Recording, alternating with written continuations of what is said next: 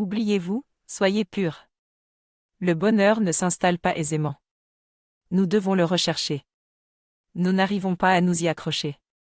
Mais lorsque nous sommes ouverts, Dieu nous offre constamment des instants de bonheur, en particulier au printemps et en été, quand la nature est en plein épanouissement. Le pré embaume, de la forêt émane un parfum discret.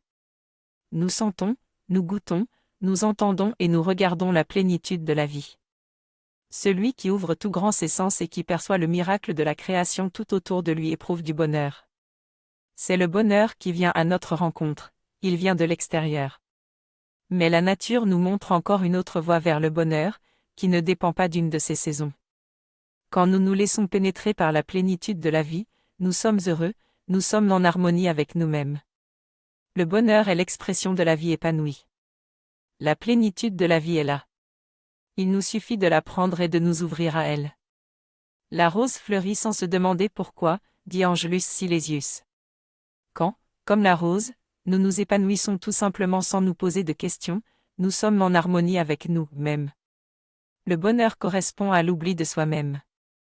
Le bonheur, c'est d'être. C'est quand nous devons expliquer et comprendre le bonheur qu'il nous échappe. Il nous faut de nombreuses raisons pour nous sentir heureux, quand nous ne le sommes pas réellement. Celui qui s'oublie, celui qui est totalement dans ce qu'il est en train de faire est heureux.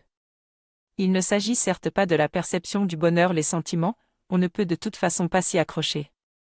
Il s'agit simplement de la capacité d'être là, sans se poser de questions concernant soi-même, mais de mettre à profit ce qui existe, ce qui est en soi, ce qui se trouve autour de soi et dans quelle mesure nous sommes en Dieu. La nature nous invite à posséder la faculté de nous oublier nous-mêmes en y admirant la végétation en fleurs, de nous oublier afin d'être simplement réceptifs à nos sens, et ainsi d'être capable d'apprécier la beauté dont elle nous fait cadeau.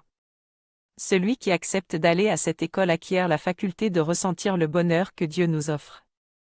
Il apprendra que de nombreux moments dans la vie ont le goût du bonheur.